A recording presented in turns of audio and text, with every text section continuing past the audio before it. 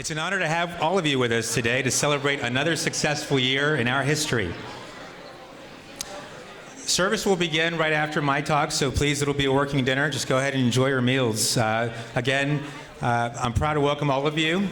Tonight, we are a 501c3 nonprofit, and our mission is to empower the Hispanic community by developing strong leadership through financial scholarships, mentorship programs, and public forums.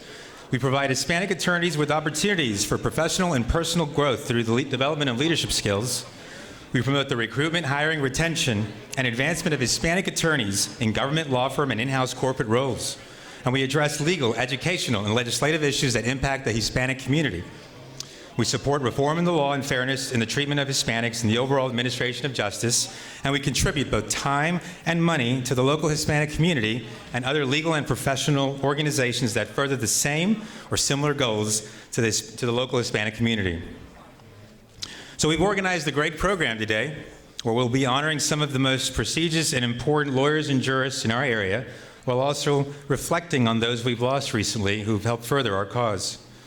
So, quickly, we'll go over the agenda. I'll just do an intro, and then we'll get underway. So, first, we'll be remembering Professor Michael Olivas, who passed away recently. He was a founder of HISBA. We'll also do presentation of scholarships, followed by our keynote speaker, Rene Casares, General Counsel at Academy Sports and Outdoors. Judge of the Year is Judge Christopher M. Lopez of the Bankruptcy Court, Southern District of U.S., Texas. Trailblazer Award goes to the Honorable Deborah Ibarra Mayfield. Her husband will be here to accept on her behalf. And for Lifetime Achievement, Benny Agosta Jr. will be celebrating his legacy and life's body of work. So before I go further, I do have some thank yous I'd like to make to some very important people in my life. First, I want to thank my mom and dad. Muchísimas gracias por todo lo que han hecho por mí y mis hermanos. Los quiero muchísimo y es un honor tenerlos aquí.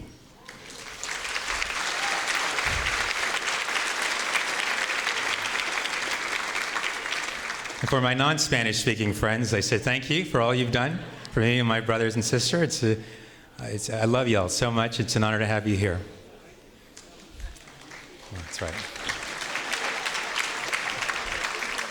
I also want to thank my beautiful wife, Adria Leal. She supports me in all that I do, and this May 26th, we'll be celebrating 10 years of marriage. So very exciting.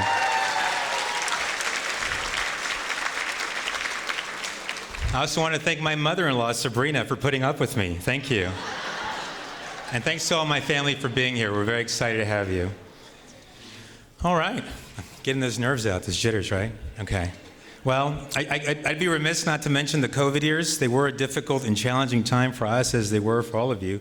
Some could argue we're still in that space, but we're obviously here together. Our first event in 3 years. I would like for past President Angie Alfaro and immediate past President Adán Briones to please stand.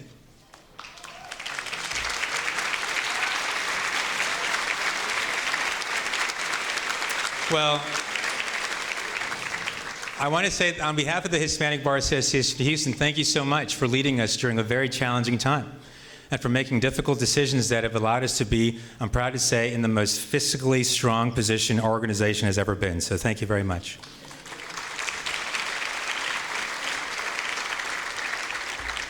So at the beginning of this year, I focused on 3 themes for HISBA: Sharpen the Saw, Community, and Culture.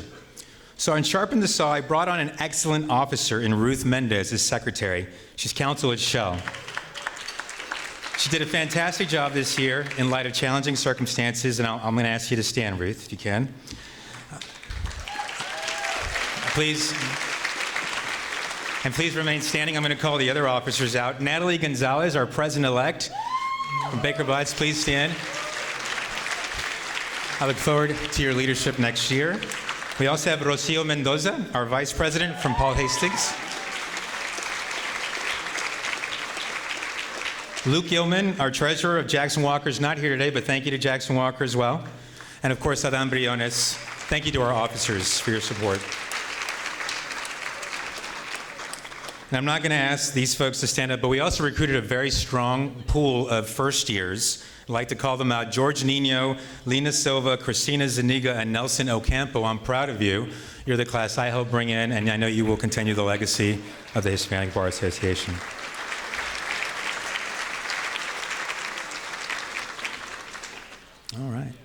So one thing else is that last thing on Sharpen the Saw is I put amazing people in charge of our committees, so no need to stand, but I do want to highlight that Eric Munoz is our communications and social media chair. Christina Zuniga was able to get 232 members as our membership chair. Fantastic.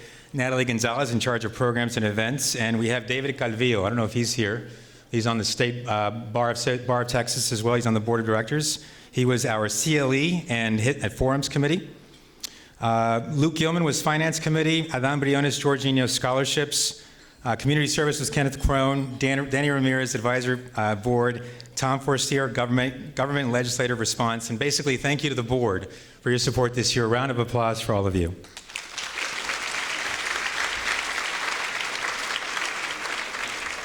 All right.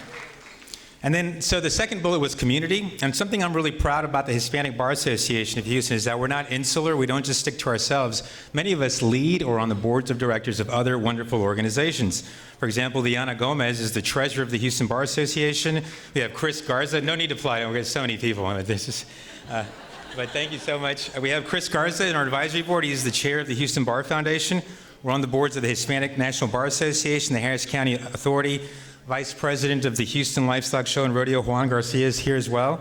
And on the nonprofit side, we're also very involved. I am the chair of Family Houston, myself, chair-elect. I actually invited the CEO of Family Houston here, Charlie Weldon. We also have, like I said, Rocio. She's on the KIPP Texas Schools Board, which is amazing. Big Brothers Big Sisters, Juan Vasquez sits on that. We have folks on Avance, FHPW Educational Foundation, and last but certainly not least, the Mexican American Bar Association of Houston, our sister organization. So I'm really proud. So a round of applause for all the community involvement.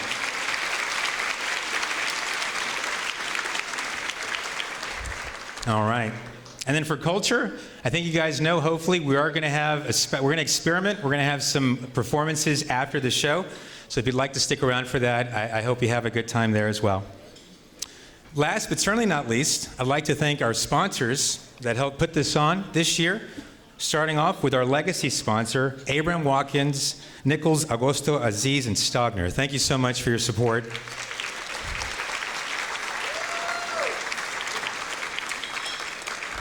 As platinum sponsors, we have Aiken, Gump, Strauss, Hauer, and Feld. Thank you so much for your support. And Ahmad Zavitsanos and Mensing as well as platinum sponsor. Thank you so much.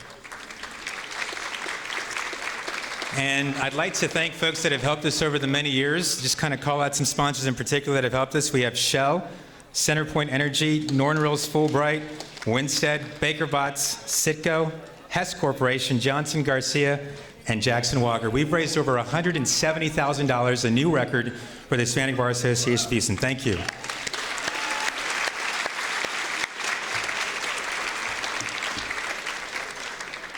All right. Well, there's my prepared speech. So I thank you for your attention. And now, one of my favorite parts is to highlight the public officials and judges that we have with us today. So please hold your applause until after they've all been announced. But if you'd like to stand as a public official, please do so. So we start with the Honorable Corey Don Cipolio. Is he here? No, we can hold our applause. Judge Mike Engelhardt.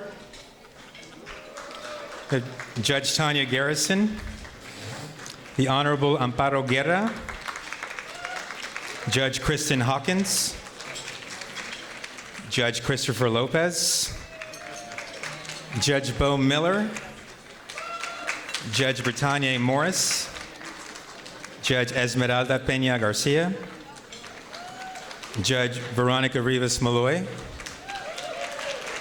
Judge Don Rogers, Judge Donna Roth, Judge Ilda Tegel, Judge Joe Villarreal, Judge Brian Warren. We also have Harris County Attorney Christian Menifee here. Is he here? As well as Houston City Attorney Arturo Michel. So thank you to all our public officials for joining us. And now I'd like to invite, Justice Medina. Justice Medina. And we have Judge Mike Gomez as well. Yeah, wave if I missed anyone, please. Thank you. Of course, his lovely wife, of course. So now I'd like to invite HSBA Secretary Ruth Mendez to the stage. There you are.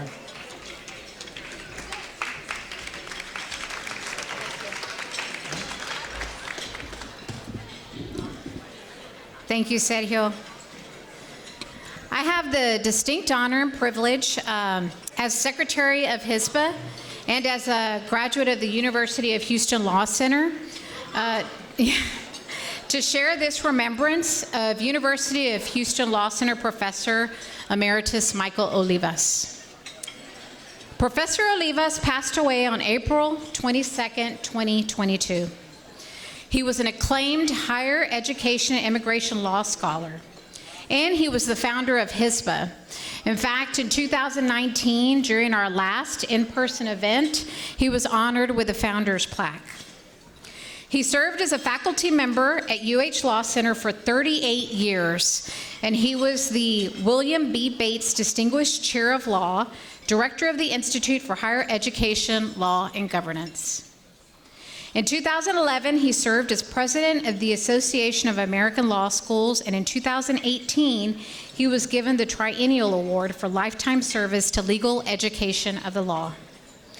Olivas was critical in shaping policies concerning legal education and immigration law. In fact, he was involved in developing the Texas 10% Plan after the Fifth Circuit Court of Appeals in the Hopwood decision resulted in the suspension for about 8 years of the use of race-based affirmative action in higher education administration. This 10% plan allowed the University of Texas to admit the top 10% of students from each public high school in Texas, affording students a wide variety of backgrounds the opportunity to attend that university. Olivas also helped develop the Deferred Action for Childhood Arrivals program.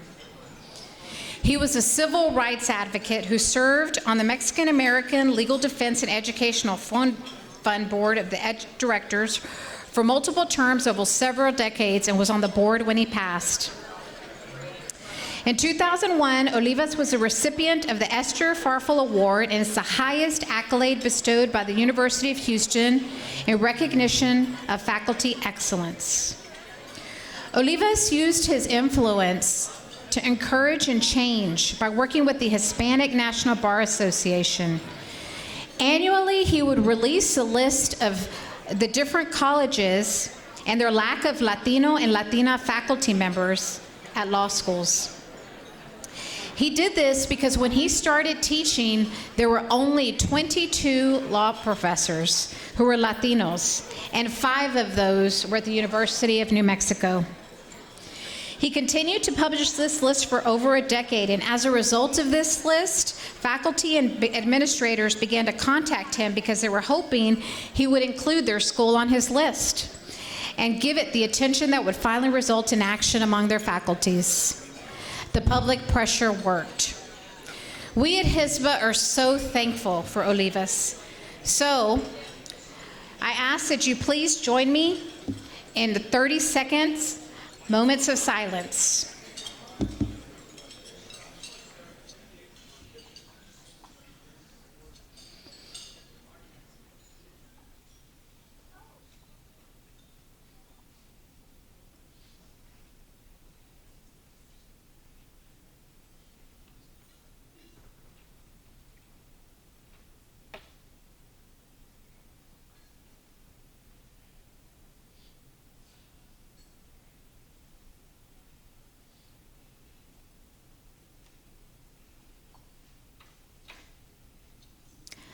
Thank you. And now, it is fitting, as Olivas worked to increase diversity in law schools, that I now invite Adan Briones and George Nino to the podium for the recognition of scholarship recipients. Thank you.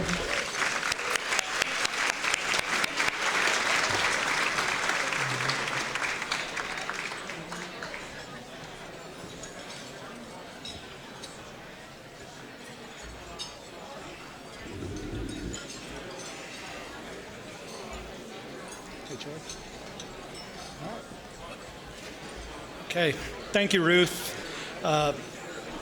Professor Olivas was truly a giant on whose shoulders we all stand. I'm Adam Briones, and on stage with me is George Nino. Together, George and I had the privilege of serving as co-chairs of HSBA Scholarship Committee.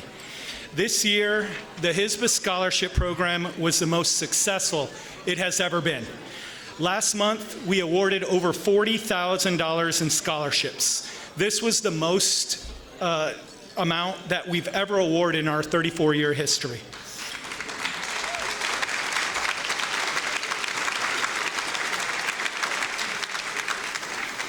And not only did we award more than we ever have before, but this year, our scholarship recipients are the most competitive group of students we've ever seen. So for example, of our 10 high school scholarship recipients, 8 are in the top 1% of their graduating class. 5 are ranked number 1 in their class. This fall, our scholarship recipients are heading off to schools like University of Houston, Texas A&M, UT Austin, and Williams College, Columbia, Stanford, MIT, and 2 of our scholarship recipients are heading to Yale.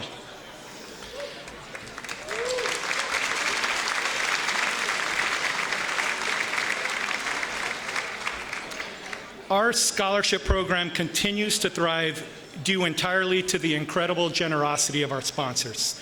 At this time, please please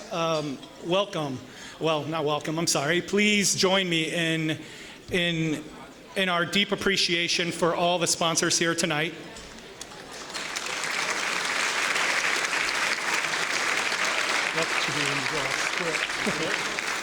And also, before I turn it over to George, I'd like to extend a special thanks to Nikki and Benny Agosto for their tremendous gift to HSBA this year.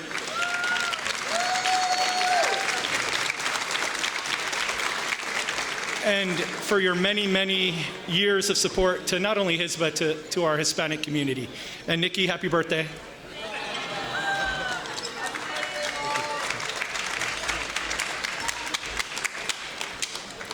At this time, we'd like to welcome to the stage Ms. Diana Davila.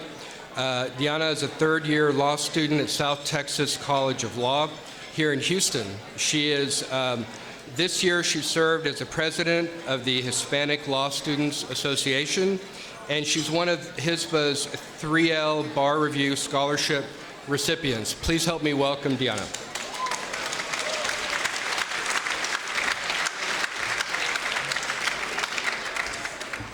Good evening.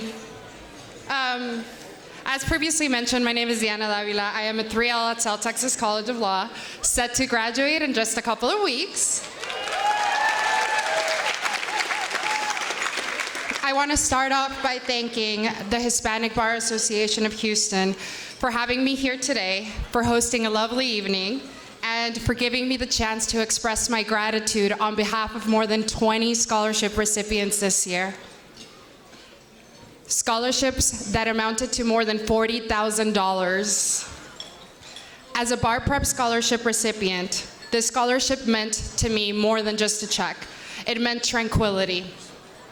I am sure that almost everyone in this room remembers what it's like to be just a couple of weeks away from graduation and just a couple of months away from tackling one of the biggest monsters we will be faced with, the bar. All we want to do at this point is just sit at home in our pajamas for the next couple of months to just study for the bar without worrying about how we're going to pay rent or utilities. But thanks to this $3,200 scholarship, some of that uncertainty has been put to ease. However, HSBA has been here from the very beginning of my law school career and from every Hispanic law student in Houston. And I know I can speak on behalf of every Hispanic law student at South Texas College of Law. They have opened their arms and created a family for us. As a first-generation law student, just entering law school was a scary, scary moment. But from the very beginning, HSBA provided a group of mentors, a family, and unlimited networking opportunities. I have been able to meet some amazing mentors, including Alan and her beautiful wife, Leslie Briones. They have guided me throughout my law school career, and they have constantly supported every single one of our events at school and outside of school. And just last month, HISBA was one of our silver sponsors for our student Gala scholarship recipient. They have created, they have created a community that continues to support students who will, in the future, be part of that small 4% of Hispanic lawyers in the country, who will, in no doubt, give back to the underrepresented community and will continue the legacy HISBA has created for us. Thank you.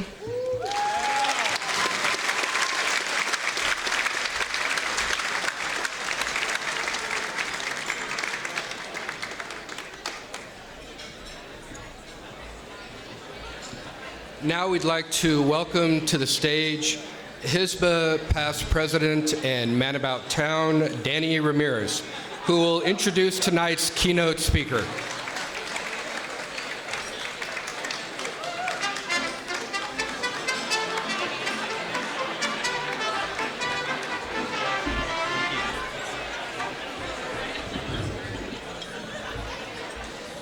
Good evening, everybody. Good evening. I'm very pleased to introduce Renee Cáceres. Renee has served as Academy Sports and Outdoors General Counsel, Senior Vice President, and Secretary since 2018. I've had the chance to know and get to know Renee over the past year because my law firm, Monte Ramirez, represents Academy. So I'm very honored for this opportunity. In relation to Renee's background, Renee graduated from Notre Dame University and received his law degree from Stanford Law School. Before joining Academy, he was an associate attorney at Latham & Watkins and Vincent & Elkins. And in Renee's spare time, he volunteers on the Hispanic National Bar Association's project of Poder 25. The goal of Poder 25 is basically to increase the number of Latino general counsels who work at Fortune 500 companies. Renee is originally from Brownsville, Texas, a city I know very well. My wife, Celia Bailly, is actually from Brownsville. Celia! And she actually knew Renee during her high school years. In relation to Brownsville, I want to mention some books I recently read, which I refer to as the Brownsville Trilogy. Those three books include George Washington Gomez, written by Merico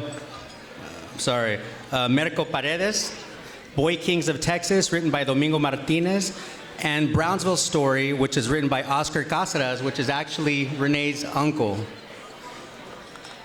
I mention those books because I couldn't help but think of the Brownsville Trilogy when I was writing this introduction. Those books discuss the unique perspective of being a Latino in Texas, which, as we know, is not always easy being a Latino in Texas. But in relation to the books and Renee, the connection is this. Like those authors, Renee is a Latino. Like those authors, Renee's from Brownsville. And in relation to the stories that those books provide, I think Renee's trajectory is somewhat similar to what those stories discussed. I found those books inspirational in different ways, and I think it's inspirational to have Renee here today, and also a very unique opportunity. And when I say unique opportunity, this is what I mean. HISPA's been in existence for 34 years, and this is the first time we've had a Latino general counsel from a Fortune 500 company. And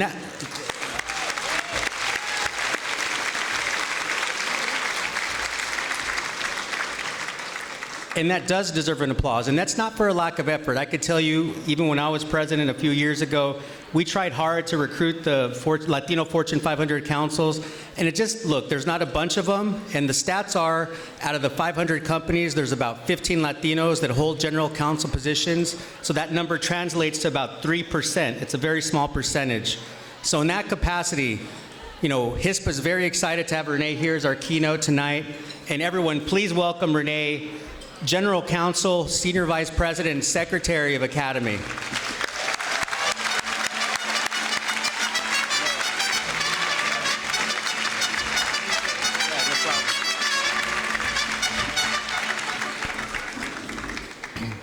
Good evening. Buenas noches. And happy Cinco de Mayo. Thank you, Danny, for the introduction. Thank you, President Sergio Leal and HISPA for inviting me to celebrate Hispanic success in the legal field. Congratulations and felicidades to all of the scholarship recipients as well. Tonight we honor Benny Agosto Jr., the late Deborah Ibarra Mayfield, Judge Chris Lopez, and the late Professor Michael Olivas for achieving great heights in their careers and for making immeasurable contributions to advancing diversity in the legal profession. This is why the work that HISPA does to inspire and empower Hispanics is necessary, and why I am honored to share my own story. My hope is that you will hear parts of your own story in mine, and that we might all walk away encouraged to believe in our own potential to succeed and achieve great heights in the legal profession. I began my journey, as Danny said, in Brownsville, Texas, about 5 minutes from Mexico. Brownsville was and still is about over 90% Hispanic. So thinking of myself as a minority back then was somewhat of an afterthought. It wasn't really until I got to college that I really understood what it means to be a minority. I'm a fifth-generation Mexican-American on my dad's side. Our ancestors from San Luis Potosí settled near Hidalgo back in the 1850s. My parents both grew up in the Rio Grande Valley. My dad was a CPA. My mom got her MBA while she was working while I was 3. And my parents founded and operated a bookkeeping business together and worked very hard until they retired in their late 70s. So, hard work and determination have always been a part of my family's story. And likely you have someone in your family who set that same example for you. My parents always put my older brother and sister and me first, especially when it came to our educations. Despite financial hurdles, they found a way to put 3 kids through college at Georgetown, UT, and Notre Dame, which is probably the accomplishment for which they're most proud of. For many years, my parents did not splurge on the finer things in life. They didn't wear fancy clothes and they really didn't travel, just so that we could all go to a good college. It was because of their investment and sacrifice that I have a good life and get to enjoy what I do. Can you identify the sacrifice your parents or your family made for you? If so, then probably like me, you have always wanted to work hard to make that sacrifice worthwhile. Despite where we grew up, my parents never really insisted that we learn Spanish. In her youth as a first grader, back in the 1940s, my mom was held back a year due to a policy in Brownsville schools which required all students who spoke Spanish, regardless of their English proficiency, to repeat first grade a second time. In addition, when she and others were caught speaking Spanish at school, they were reprimanded and sent to detention, just for speaking Spanish. Traumatized by this, one of her priorities was that her children excelled in school, and that we were particularly fluent in English. So even when my parents addressed us in Spanish, we typically responded in English. As a result, I understand Spanish better than I can speak it, which honestly I'm insecure about, especially considering where I grew up. My older brother was probably the most important role model in my life beyond my parents. He really exposed me to the exciting academic and professional opportunities that were beyond South Texas. He left for Georgetown in Washington, D.C. when I was in elementary school. And when he would call home, he would check in on me and share stories and advice. I enjoyed hearing about all his talented and diverse classmates, his internship and job opportunities, the interesting events he got to attend in DC and some of the other nearby cities. And I never got to visit him in DC until he graduated because we just couldn't afford to go. But upon his graduation, he worked in investment banking in New York, and he ended up going to Harvard Business School. And he continued sharing his experiences with me along the way, which profoundly impacted me at a very young age and inspired me to pursue similar opportunities, beginning at Notre Dame. So when I arrived at Notre Dame, I was assigned to a dorm suite with 5 white roommates. And just like that, I was a minority in my own home for the first time. But I really enjoyed living with them, and 3 of them are still my best friends. But sometimes I was reminded that being Hispanic was no longer an afterthought. Once, one of my roommates mentioned to me that I had developed a reputation among our friends for being affectionate, because I often greeted our friends with a hug or a kiss on the cheek. At first, I was embarrassed, almost embarrassed, and I didn't know what to do. I mean, this way of greeting, a saludo con un beso, was a custom where we came from, right? And back home, if there were 10 people in a room, I worked my way around the room, and everybody got a kiss and a hug.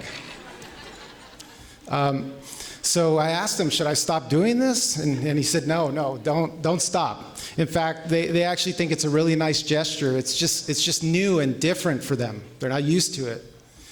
And as I reflect on experiences like that, I further realize that this is one of the reasons why increasing diversity matters. I wasn't there just to grow from being around them, different people. More importantly, I was there so they could grow from being around me, which is exactly what happened in this situation. After college, I worked for 5 years before law school in several consulting and finance roles, first in New York City, and then I returned to Texas to become an investment banker in Houston, where I also met my wife. Banking gave me my first exposure to transactional lawyers, who I spoke to about the legal profession, and I realized that a transactional lawyer who has been in business could really excel. So I saw an opportunity. For 2 months, I considered going to law school, but only if I could get into a really good school. So for 2 months after work and on weekends, I did nothing but study for the LSAT. And fortunately, I was accepted to Stanford Law School, and then I began my pursuit as a corporate lawyer. As advertised, Stanford was a world-class law school in paradise. Indeed, Palo Alto and Stanford were always beautiful, and the faculty was top-notch. But my classmates were probably the smartest people I had ever been around. Some of them seemed to perform well without ever even reading the material or even studying. At times, I felt insecure about that because I had to work harder just to be in the middle of the pack. But I realized that I had my own strengths, and that included that I had solid professional experience that most of them lacked. Most of them had gone straight through, which ended up giving me my pick of corporate law firms when I graduated. After law school, I worked as a corporate lawyer at major law firms in LA and in Houston, doing mergers and acquisitions, public company securities, corporate governance. As expected, I was able to leverage my background in deals and in finance to help me thrive quickly. But more importantly, I developed an ability to lead cross-functional teams on complex projects that were moving at a fast pace. And I also developed an ability to switch legal gears really quickly, which are skills I use now in my current role. In 2013, I joined Academy Sports and Outdoors as only the 3rd attorney in their growing legal department. As the company's corporate attorney, I was originally hired to take the company public, but the plan was indefinitely put on hold.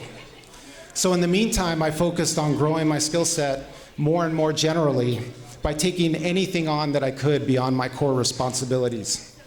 Over time, I developed a reputation at Academy for solving problems and getting complex things done, which led to greater leadership opportunities. In 2018, I was promoted to Academy's general counsel, becoming the first person of color to serve in this position and the only Hispanic on Academy's executive leadership team.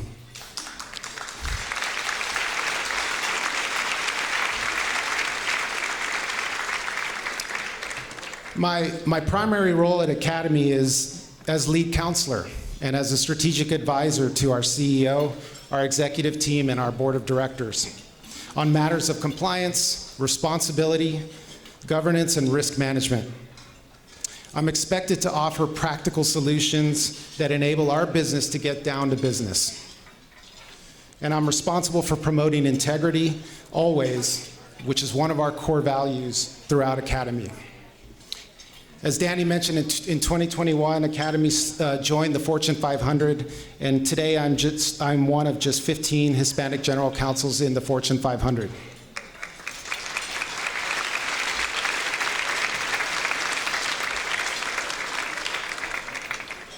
As you might expect, Academy is a fun place to work. After all, we sell fun. But what I really enjoy about my job is that I get to be an in-house generalist who impacts all facets of the business. There's no typical day for me, except that I'm often juggling many different types of matters at once. I read something recently that jokingly said, if variety is the spice of life, then how spicy is the general counsel role? It's like jalapenos. My role is muy picante. On any given day, I can be working on anything from corporate strategy to product development, e-commerce, finance, real estate, distribution, HR, compliance, litigation, and of course, unexpected fires and brand management, reputation management. Although I'm not an expert in many of these areas, I have a solid working knowledge of each of them. But more importantly, I lead a very strong team of over 60 people who have expertise in each area and who make me look good. My success as a general counsel is in large part due to them. Perhaps our most impactful year, by the way, my team is over here at this table.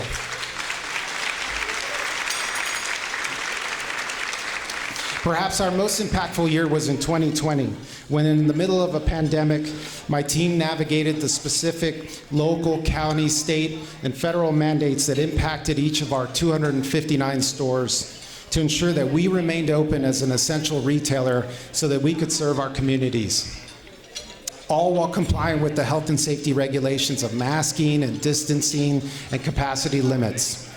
We also implemented Academy's safety precautions to protect our team members and customers. We successfully defended several major lawsuits, and we helped lead the company through its IPO and into life as a public company. Today, my legal team's value to Academy is greater than ever because the business conditions, social expectations, and regulations are all rapidly changing, and the threat of litigation and business casualties is continually rising. Throughout our organization at Academy, we seek team members with backgrounds that are representative of our diverse customer base. We believe that promoting diversity and treating others fairly, equally, and respectfully enhances the quality of our work environment and on our shopping experience. We have several diversity-based team member resource groups, including Vamos, which aims to promote the inclusion and belonging of Hispanics, while fostering cultural awareness to positively impact how Academy achieves its strategic priorities. I'm proud that Vamos is led by a team member of mine, Danny Sanchez, who is here with us tonight. And I'm equally honored to be Vamos' executive sponsor. We have several other team member resource groups for women, blacks, veterans, LGBTQ+, the last of which is also led by members of my legal team. We value and have achieved strong diversity on my team at Academy, and not just racial. We believe that diversity makes for a stronger team and better enables us to serve our very diverse workforce and customer base and create policies that best serve them.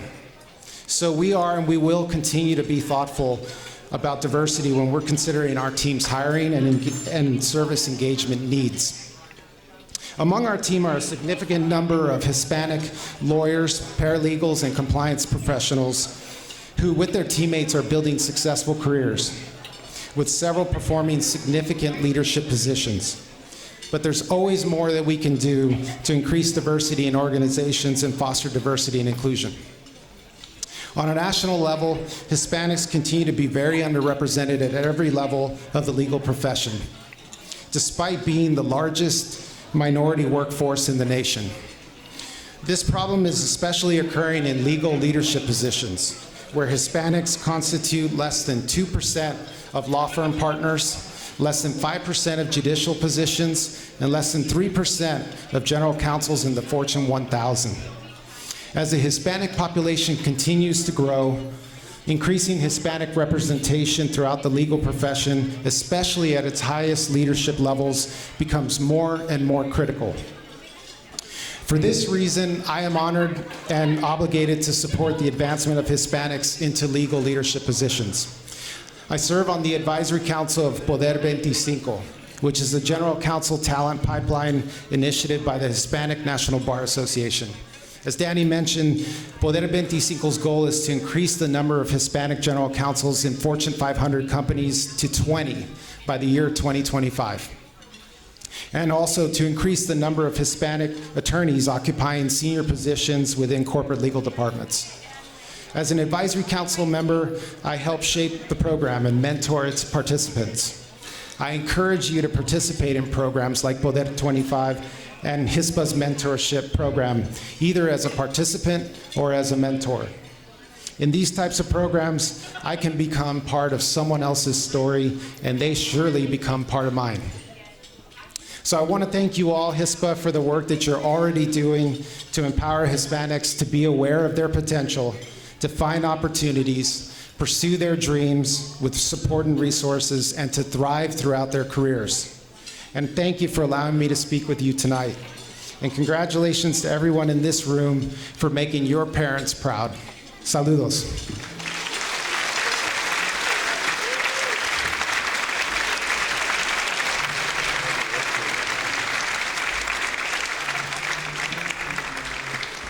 On behalf of the Hispanic Bar Association of Houston, I'd like to present a small token of our appreciation to Renee. Keep up the good work.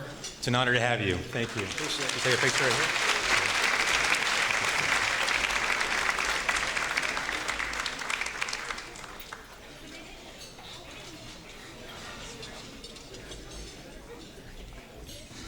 here. Now I'd like to invite Jessica Gonzalez for the presentation of Judge of the Year Award.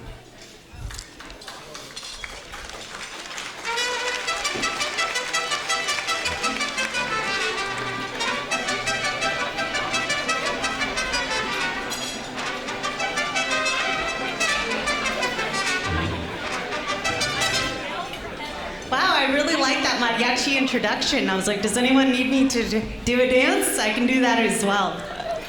So my name is Jessica Gonzalez, and today I have the honor of introducing this year's Judge of the Year recipient, the Honorable Christopher Lopez.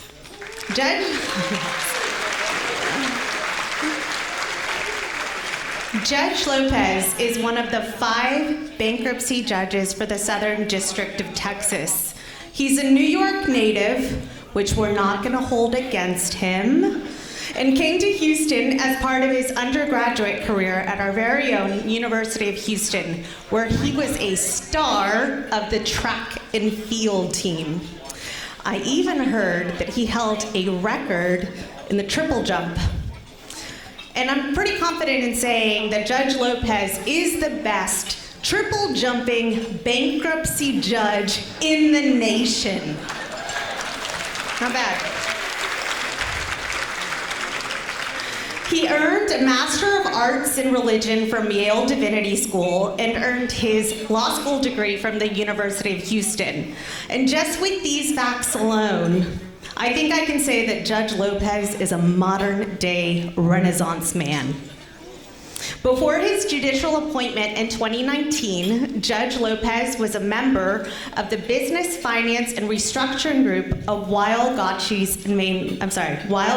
and Manges, where he represented global corporations and handled complex restructurings, including the Enron and WorldCom cases, which are to this day 2 of the largest Chapter 11 petitions of all time. So with this experience in private practice, Judge Lopez was well suited for his appointment to the bankruptcy court.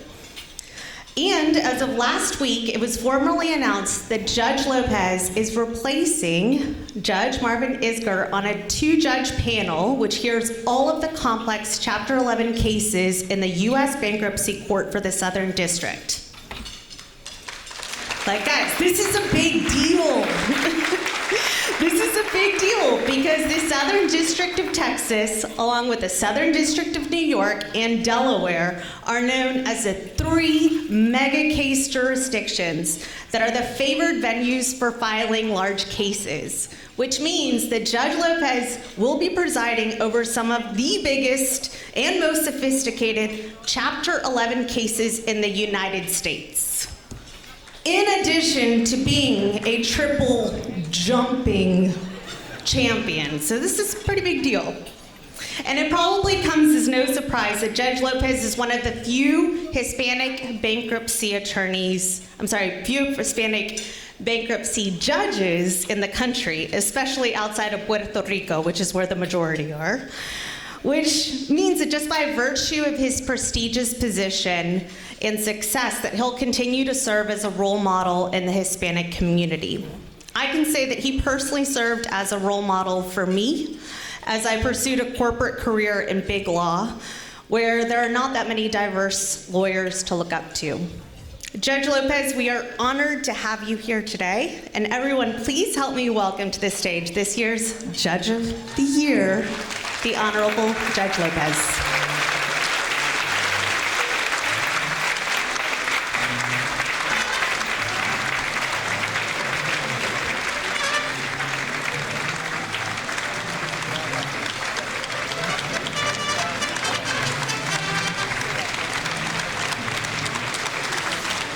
Thank you. Thank you. Please be seated.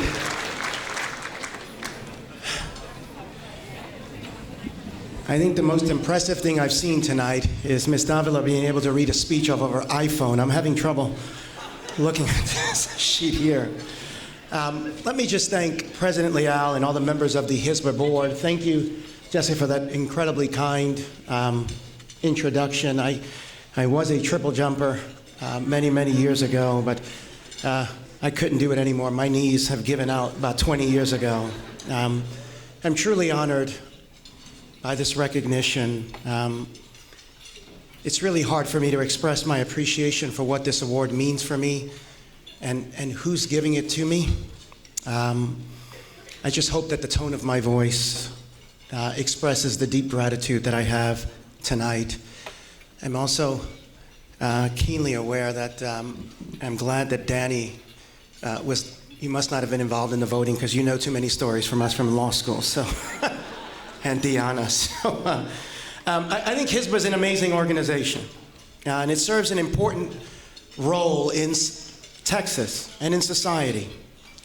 Look, I think every time you turn on the news, every single day, you look at the images of folks who have last names like mine and who look like me, and they're just so negative. It's depressing at times. I like coming to this event, and I try to come every year because it's all about positivity, and it counters a narrative that is so pervasive in many parts of American society. So everyone here, give yourselves an applause for tonight. I'm laughing at this picture. My daughter photoshopped that picture when I became a judge, and she said, I can't do anything about the hair. I appreciate that HISBA gives great scholarships to high school students. When I first became a judge, HISBA held a scholarship award dinner at the federal courthouse. This was in 2019, right before everything, a couple of months before everything shut down for COVID. And I sat in the back. I just became a judge. I sat in the back, and I sat with the scholarship winners. They had no idea who I was. Judge Ellison gave out the awards that day in his courtroom. And each one of those kids had a look on their face. Danny, Mo, there was a look that I had seen before, but it bothered me because I couldn't put what it was. And I left that day trying to figure out what it was about these kids that just had this look. I realized it when I got home. And it wasn't grit. Grit is kind of staying focused on a particular task until it gets done. These kids had, I think the word that we would use is ganas. Each one of these kids had ganas, not in the sense of grit. Ganas, the Spanish word meaning that if you open up the door and give me a crack of an opportunity, I'm gonna run through that door. I don't care who sees me. I don't care about asking questions. I'm not embarrassed about anything. I am trying to make a better life for myself and for my family, and if the door cracks open, I'm gonna run through it. And those kids had to look. If the door doesn't open, they're gonna draw their own door and bust through it. Hisba, congratulations for all the scholarship awards that you do, that you cannot imagine. Me sitting in the back with those families, seeing the impact that you had on those lives. I'm a better judge because of it. I guess I ought to tell you a little bit about being a bankruptcy judge. The position of the bankruptcy judge was established by Congress in 1978 as part of broad legislation that reorganized the nation's bankruptcy system. Bankruptcy judges serve as judicial officers of the U.S. District Courts. The U.S. Courts of Appeal for each circuit appoints bankruptcy judges to 14-year terms. So I was selected by the Fifth Circuit Court of Appeals. There are currently about 350 bankruptcy judges in the United States. There are about 6 bankruptcy judges with last names like mine. 4 of them are in Puerto Rico. 1 of them is in Brownsville, my colleague Eduardo Rodriguez, and then you've got me. That's it. I took an oath to administer justice without respect to persons and to do equal right to the poor and to the rich, and to faithfully and impartially discharge and perform all the duties incumbent on me as a United States bankruptcy judge. My daughter held the Bible the day that I took that oath, and I take that oath incredibly serious. People are more likely to interact with the bankruptcy court system than any other part of the federal court system. So what kind of cases do I see?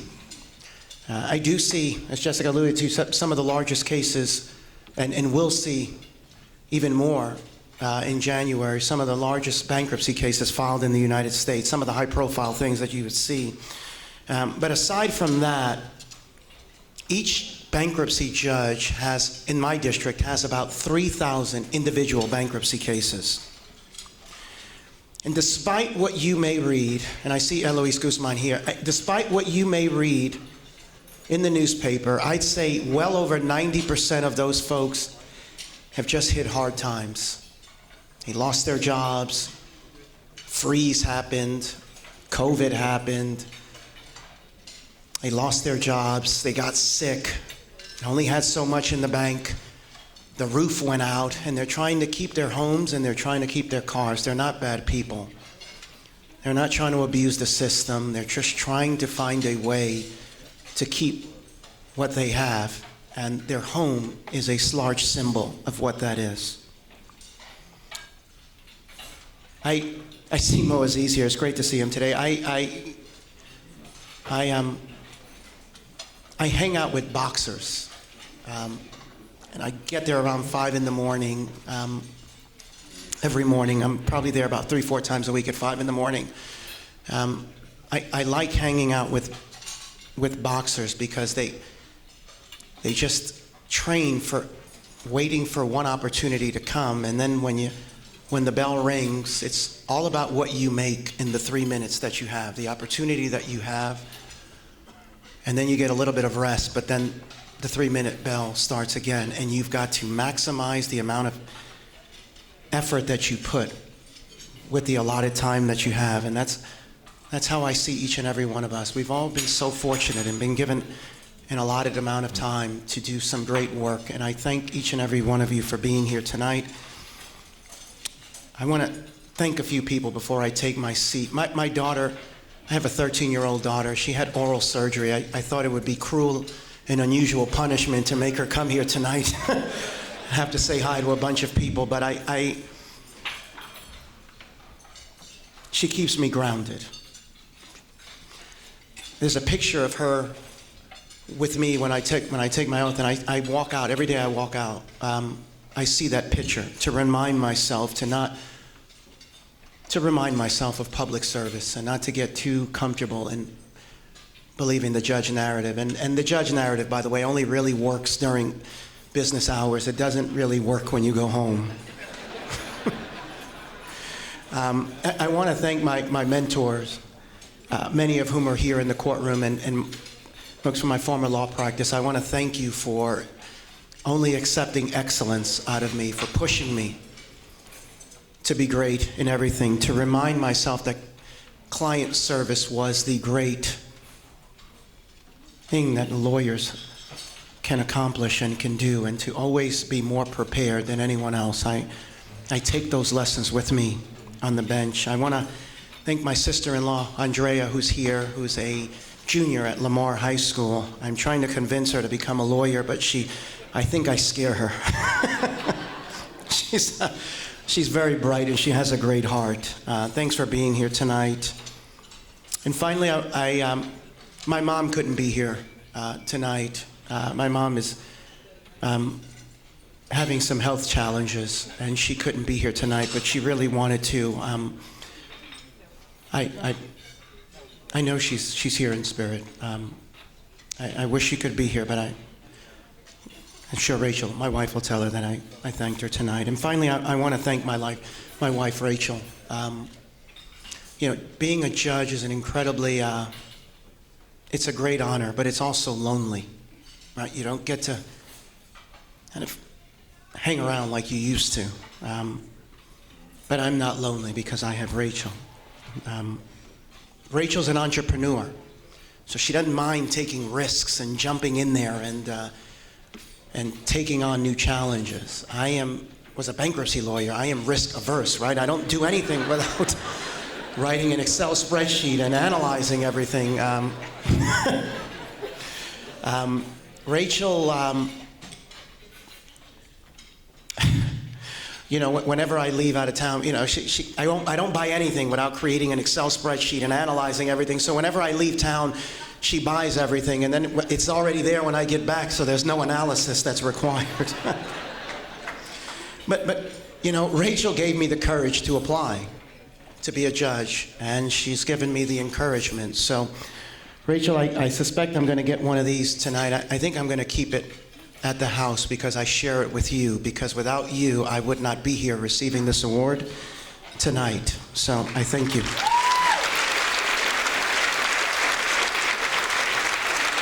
Folks, it's an incredible honor to be here before you. I am so deeply honored to be here. I thank each and every one of you for what you do. For what you do, you make my job really easy. And I wish you all the best. Thank you very much.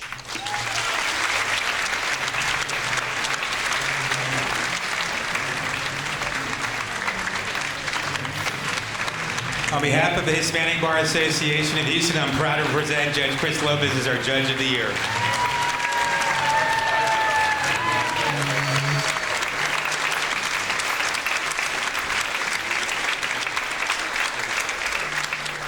And now to invite Chris Domingo, past president of HISBA, to the podium.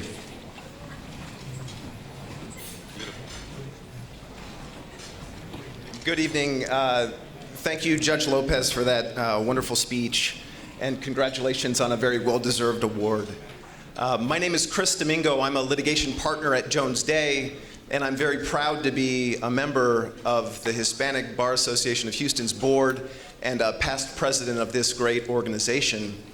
And tonight I have the honor to introduce to you Chris Garza, who will be introducing our recipient of the Trailblazer Award this evening. Chris Garza, he is senior counsel at Enterprise Products. He's the chair of the Houston Bar Foundation, and he is a current member of the HISBA Advisory Board and himself a past president of this organization. And Chris actually was the one who introduced me to HISBA and invited me to join this board a little more than a decade ago, for which I'm very, very grateful. So without further ado, Chris Garza.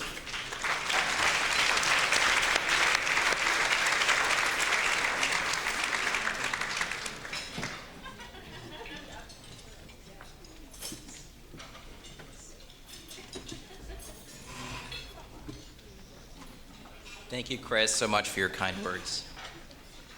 Good evening, everyone. It's one of the great honors of my life to recognize the family of Judge Deborah Ibarra Mayfield with this Trailblazer Award. As you know, we lost Deborah on March 11th after a valiant 2-year battle with cancer. She was gone too soon. Many in this room and throughout our community have felt the pain and loss of Deborah's passing.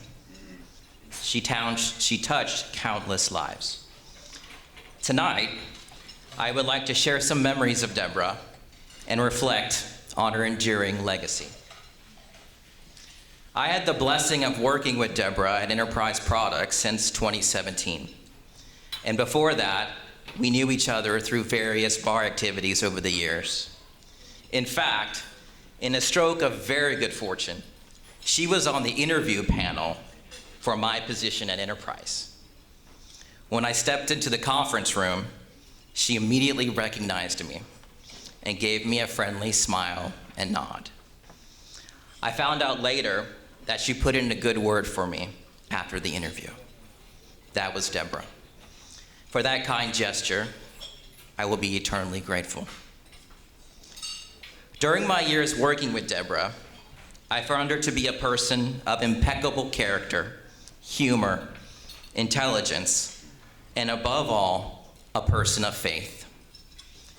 She had not only a deep and abiding faith in God, but also in her family, the legal profession, and her beloved hometown of Houston. In the office, we used to joke about our alma maters. You see, Deborah was a proud Texas Aggie. You know it. When she found out that I was a UT alum, Deborah quickly replied, "Ay, Chris, pobrecito." She was so fun and so funny. She was the best work colleague that anyone could ever imagine, and is so deeply missed by our legal team.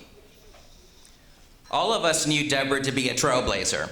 She was a person of many firsts. The first in her family to attend college and law school. After law school, she served as a briefing attorney, moved into private practice, became a partner at her firm, and eventually served as state district judge, being twice appointed by the governor.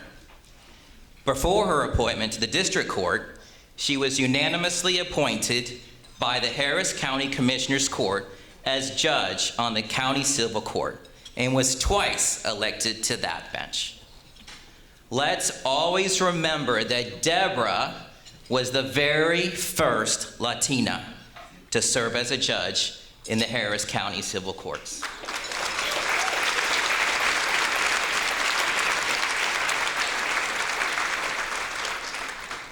Her judicial service was incredibly monumental to both our community, our county, and to our Latino community. I once asked Deborah, "What did you like most about being a judge?" She said, "Chris, one word, everything." That just about summed up what anyone needed to know about Deborah. Some of you may know that Deborah's father, Amado, was a sheet metal fabricator. He was the foreman of the shop responsible for the steel architectural details at the Harris County Civil Courthouse. His work included the iconic star that adorns that building. Years later, Amado's daughter would preside as a judge at that courthouse. Life had come full circle. Deborah would share with others that the star reminded her of the value of hard work and dedication to one's craft. Undeniably, she brought that commitment to the courtroom. I will never forget the day in early 2020 that Deborah told me of her diagnosis. Needless to say, it was a very emotional conversation. Over the next 2 years, she amazed us all with her courage, strength, and dedication to her work while she endured her treatments. I will also never forget the last time I spoke with Deborah. It was in the office in late January of this year. We were just chatting like we normally did, but she was always checking in on our mutual friends and colleagues. That was just Deborah, constantly thinking of others before herself. So it should come as no surprise that Deborah was once recognized as the Mentor of the Year by the Houston Young Lawyers Association. Over the years, I've met so many young attorneys that Deborah mentored. They would consistently tell me how Deborah had such a profound impact on their lives and careers. Her energy and commitment to mentorship was manifest, whether it was giving professional advice, putting you in touch with the right lawyer, nominating someone for an award or recognition, or pointing you in the right direction to a first job or internship. Or just by saying, hey, I know that guy. Give him a chance, as she did for me. Upon reflection, I believe that of her many legacies, one of the most enduring may be her legacy of mentorship in our community. So I ask of you, the many gifted lawyers in this room tonight, to honor Deborah's legacy. How can we do so? Despite our busy work and family schedules, actively seek mentorship opportunities.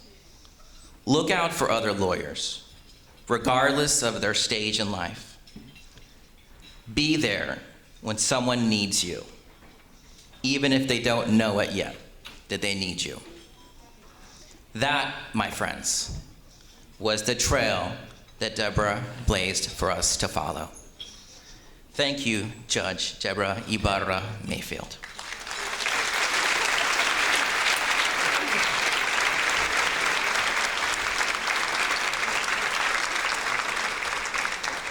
Right now, I'd like to recognize Deborah's husband, Eric, her son, Ethan, and her mother, Linda Ibarra, who are all here tonight.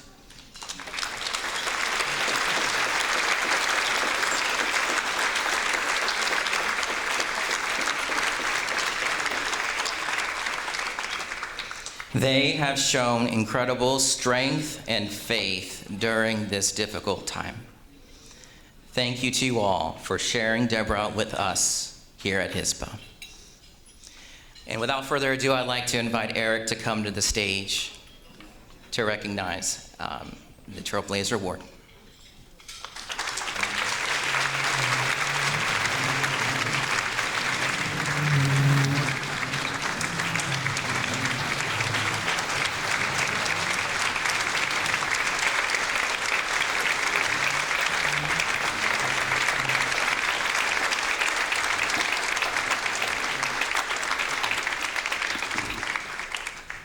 So when Chris invited me to say a few remarks, I didn't realize there's about 10 times the people that we would have had because the COVID's have been released and everybody's anxious to get out. But it's been great, lots of energy in the room tonight. It's been terrific, and we really appreciate HISPA. And you know, I'm not a lawyer, but I've been trying to learn over the years. And I learned something tonight. There's a lot of really smart people, very accomplished, and they're doing real work, and they're not litigators. I didn't know that.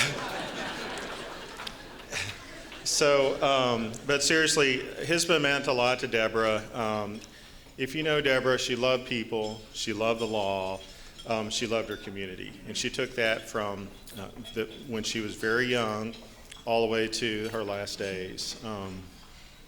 And when she started out, as early as, I don't know, probably high school or younger, the Lord put it on her heart to serve as a lawyer and as a judge. And she grew up in the Aldine area near the airport, didn't know anybody in the legal profession. But then she sought that opportunity. And Houston is a great place for opportunity. And HISBA is a great place for amplifying and encouraging that opportunity. And folks like David Medina and Eva Guzman and Arturo Michel and Edgar Colon, and I don't even know how many degrees he has. I can't keep up with it. And folks like Chris over the years, just really appreciate your friendship. And Deborah tried to pour back into that with so many of the young lawyers throughout the years. So thank you guys for this honor, and thank you for what you do, HISBA. Good evening.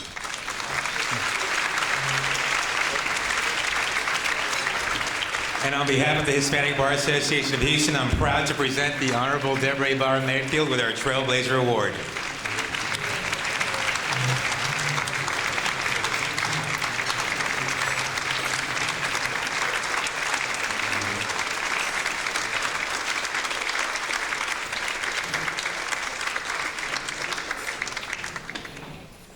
And now we have Juan Garcia.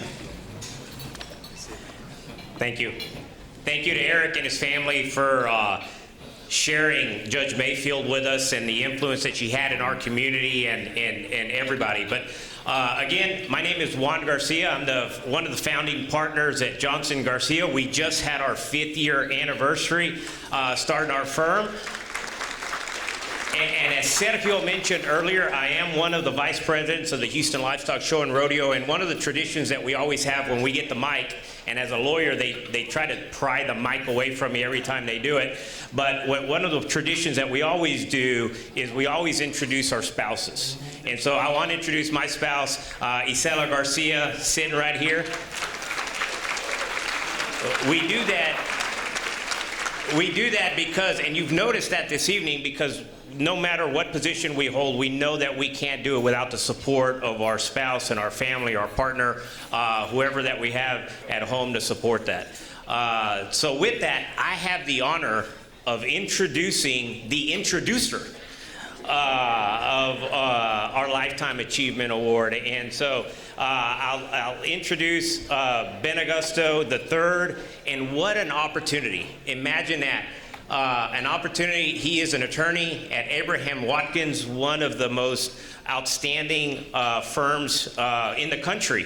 But more importantly than that, an opportunity to learn and to be guided from one of the best in the business, right? And so with that, and without further delay, I'd like to bring up to the stage and to the podium Ben Augusto III. Welcome.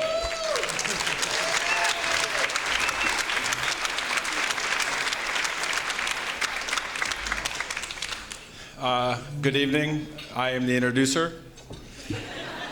And yeah, I thank you for the introduction. It is a very cool experience to not just work with your father every day and share the same industry with your parents that I get, perhaps for now, take for granted I get to see him every day.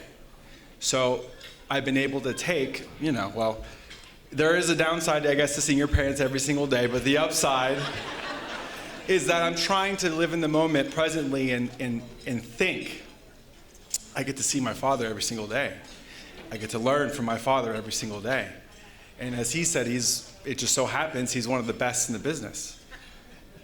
And I've been around it my entire life, but now that I've begun my professional career with him, I've been able to see day in and day out what that passion translates to at the workplace. Because anyone that knows Benny knows that he is passionate and really cares about his work.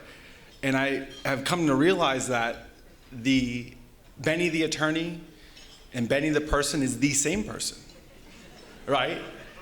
And think about it, when I heard Sergio go over the mission statement for Hispanic Bar Association of Houston, it says what? Empowering, providing, promoting, addressing, supporting, and contributing. And without need to give evidence, I think everybody can think of a time or connection that's in this room where my father, Benny Augusto Jr., has done each and every one of these things and has impacted each and every one of us. And I've been lucky enough to see what that drive will get you, what that passion, where it will take you. Because we like to all think, I'm sure, especially the litigators in here, that we're passionate, we have zealotry. We come at you at 1,000 miles an hour. Well, he does it each and every day about everything. And I've been lucky enough to just glean some of that, and now I get to work with him every day. And I've seen firsthand, when you put passion into something, when you really are doing what you love to do every single day, which is what we all aim for, right? You want to pick something you love doing, that's the result. And like what the judge was saying before, when you think about boxers, the tenacity and the passion that it takes for just seconds of payoff, minutes of payoff, I've seen that drive every day. And now I get to see it every day in the context of the workplace. And it's not just my boss who's leading me into battle, it's my dad. So, I can think of no higher honor to work and share industry with my father, but also to introduce him for an award for his lifetime achievement, because more than anything, the privilege I get today is that every child looks at their parents with admiration and respect, right? But now today, you finally get to see my dad the way I've always seen him. And for that, it is my immense honor to introduce my father for this award, a Lifetime Achievement Award, Benny Augusto Jr.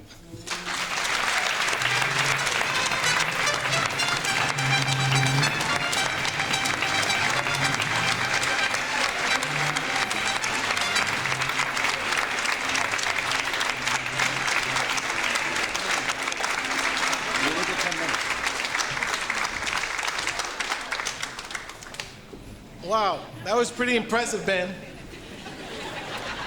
I raised them right. Actually, I don't get credit for that.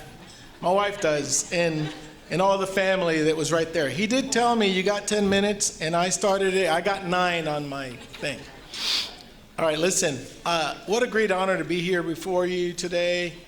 I can't, first, before I thank Ben and everybody, I need to thank and congratulate Hisba, our president. Great job, the board. Let's congratulate, you've already done it, the winners. Deborah Ibarra, I met her in law school when she was a student and I was judging her in mock trial. And I saw that person win the championship. I was doing the Abraham Watkins final, so I was judging it. And I saw her, and I was so taken back by her that when it was all over, I stopped her, I called her, and I said, can you give me a minute? I gave her my business card. I did. And I said, you're going to go places. If I can help you, call me. And she did call me sometimes, and we're very close friends, and she's going to be missed. But she's in the family's heart, and she should always be in our heart. I just wanted to say that sometimes I feel in these awards, and particularly this one, because I'm not that old. I have gray hair, but I'm not that old. David Matthews, my former law partner, he has more gray hair than me. No. He has more hair than me. It happens to be gray. But I don't deserve this award. Do you know why I feel that way? Because I work every day with my 2 law partners. One's a boxer. Do you know that this guy, like the judge was saying, he gets up every morning, he boxes, and he's fighting, and he's, bleeding and sweating. That's the person I have to stand up with every day. The other one is a center linebacker. In high school, all-state, went to University of Houston as a linebacker, center linebacker, wing linebacker. These are the people I have to stand with, Brant Stogner and Mo Aziz. It's a great privilege to work with both of you, and I feel lucky to work with you every day. Thank you.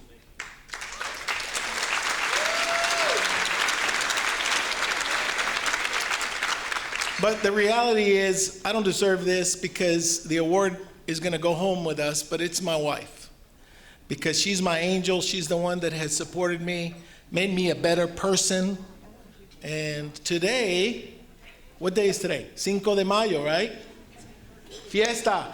It's her birthday. That's true. And I told her, I'm throwing a big party for you, honey, at River Oaks Country Club. So I'm the hero today, I think. Listen, I'm so grateful. I'm so grateful for my family, my in-laws, Nikki's mom and dad, and Grandma Candy, also the 3 grandparents we have, and my daughter Victoria, who's at U of H, and Jonathan, the recent lawyer in the group, and Matthew, who works at our firm.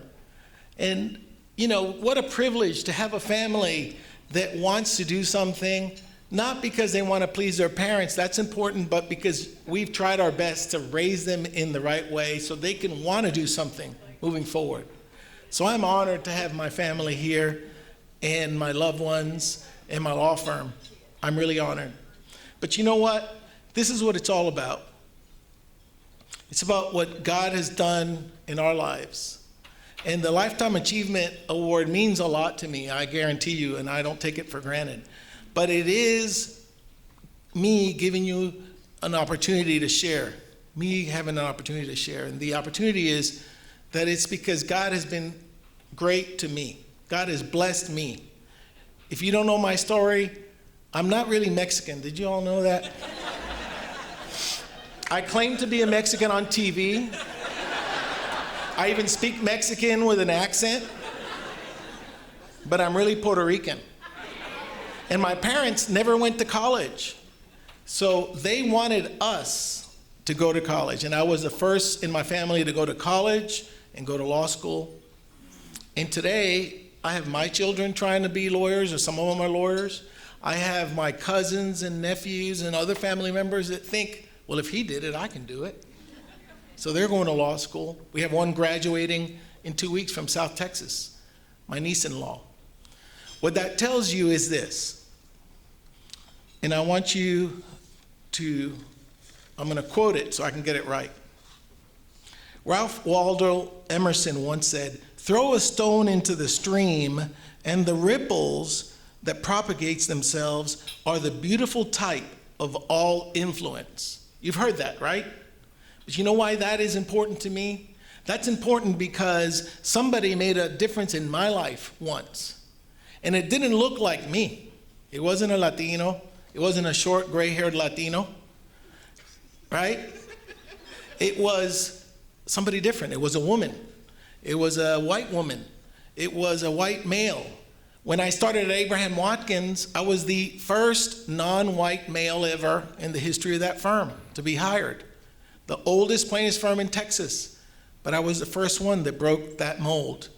And what I have decided to do is to be an influencer, to be a motivator, to try to inspire others so they too can dream big dreams. Because it doesn't happen by itself. A student doesn't become a lawyer by itself. We heard great stories here today.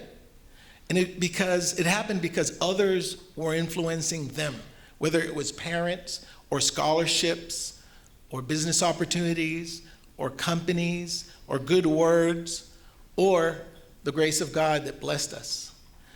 And you haven't heard all my story, but in 1979, I almost died in a car wreck.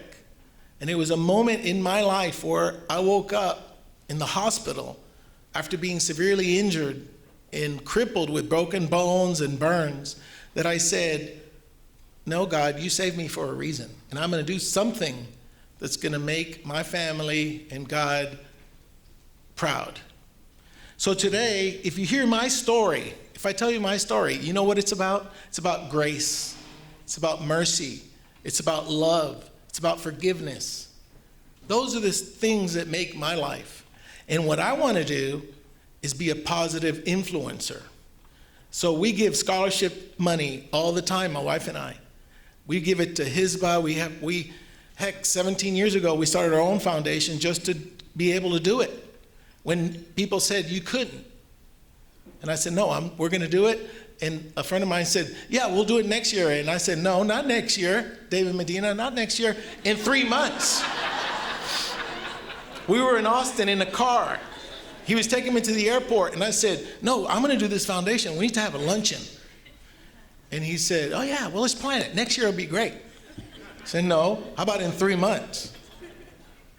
And all these years later, we're still doing it every summer, giving scholarships away. What that tells you is if you make your mind up to be influential in somebody else's life, you will do it. but you have to make up your mind to do it. When I went to trial, God is my witness. David Matthews, I don't know, you're here for a reason. My first day at Abraham Watkins, so many years ago, you know what I did? I tried a case, day one. I don't think there's anybody, I tell all my lawyers at the firm, nobody's gonna beat my record. Your first day on the job, you're trying a case, picking a jury. David Matthews sent me to trial on a case that he didn't want to try, so I was a new guy, so I tried it. And when I showed up at court, I represented undocumented workers that were hit by a Time Warner truck. Sounds like a pretty easy case, except the other side wanted to tell the jury and the judge that I had undocumented workers. And I said, well, how can that be the case? It's not right. It has nothing to do with the car wreck. And judge said, well, if you're gonna ask for lost wages, then, fair play. So I didn't ask for lost wages and I won the case. And what happened? I went back to the office and I started doing research. I said, that can't be right. And that was the beginning of all the law reviews that I've written on whether the alien status can come into trial. And you know what happened? The blessing was that I actually had a case that I tried in Harris County, won a multi-million-dollar verdict, and they appealed one thing out of that multi-million-dollar verdict. They appealed it, the other side did, whether or not the alien could get lost wages after he was killed by a big truck that had nothing to do with his alien status. And I was blessed again to take that up and make law for the first time in the state of Texas that it doesn't matter where you're from, it doesn't matter what your alien status is. If a truck backs up and kills you and you win, they owe you.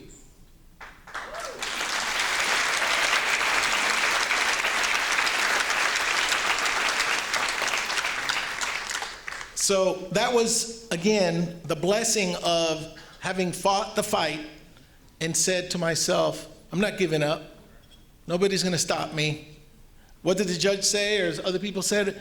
If you don't open the door, I'll break through, I'll make my own door, right? If you open a window, I'll jump through it. It doesn't matter, I saw the opportunity. So I want to conclude with this.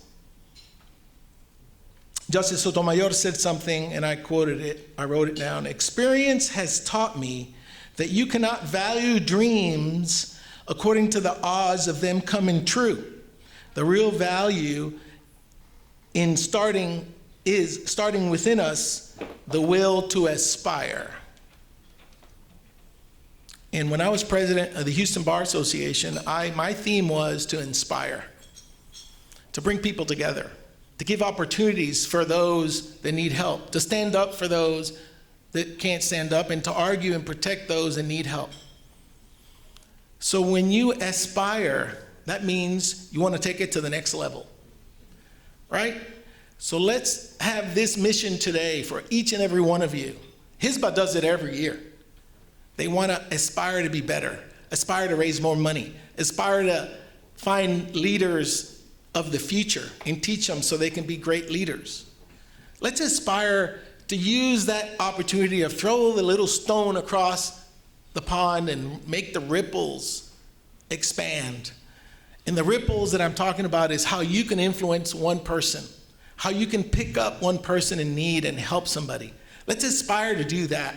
Let's aspire to be better humans, okay, better Americans, and not fight, but try to build.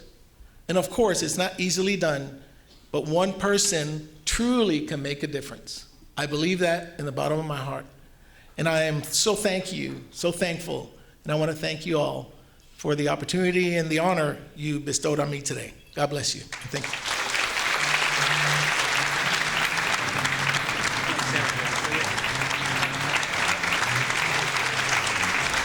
And on behalf of the Hispanic Bar Association of Houston, it is my proud honor to present Benny Agosto Jr. with our Lifetime Achievement Award.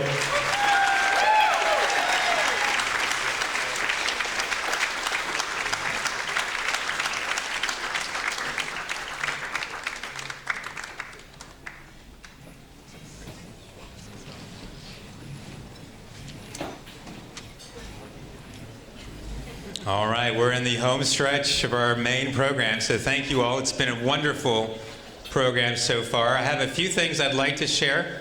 Before, I'd like to highlight a few folks I failed to highlight in the first round of thank yous. HBA President Jennifer Hasley's here, so thank you so much for joining us. And then President of the Montgomery County Bar Association, Adam Looney, is here as well, so I'd like to thank him for joining us. So a couple of items before we wrap up our main program. I'd like to thank the annual Gala committee for all of your help this year. This has been a wonderful gala, right? So one honor I get to have every year as president is to honor a few members of our board of directors with the President's Award. And this year, I'd like to invite a few very special individuals to the stage. I'd like to start off with Adan Briones, immediate past president. Please come to the stage. I'd also like to invite Daniel Rodriguez. Please come to the stage. And Board Director Lena Silva of Beck Redden, please join us on the stage.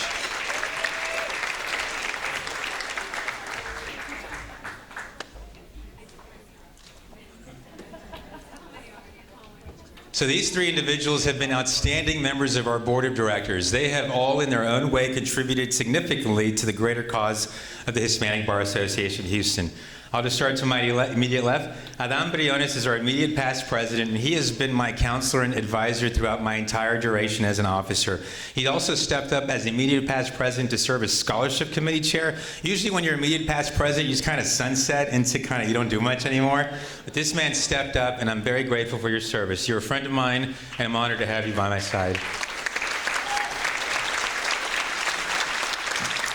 Daniel Rodriguez, I'd like to honor as well. I've known Daniel since we were 5 years old. We grew up in church together, and so when he wanted to become a lawyer, he came to me and I tried to talk him out of it. Like, this is a bad call, man. You're doing great. But I'm glad he didn't listen to me. He's now a lawyer, graduate of the University of Houston Law School, and he's also, he's our second year, and he's in charge of a bunch of stuff. He just came in roaring, so he's in charge. He's taking over Consejos Legales responsibility, which is our legal lines in Spanish that we like to promote for our community. And he also took over the HISBA newsletter this year, making sure we're all well informed.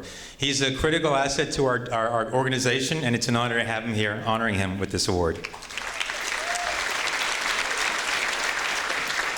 And last, and certainly not least, Lena Silva, I would say, our Rookie of the Year. She really came in, took over day one to support our mentorship committee, and because of her efforts, we have over 100 law school mentees that now have support and guidance that they wouldn't have otherwise. So thank you, Lena Silva.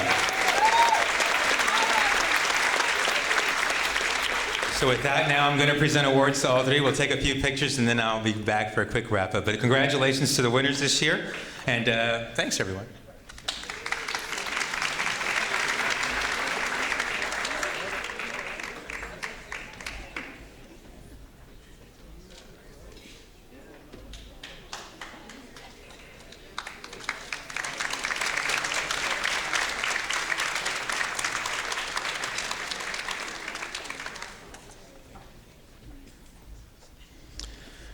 All right, well, that's a wrap, y'all. It was a wonderful program, honored some amazing members of our bar, and reflected on some individuals that had a huge impact on the mission that we further.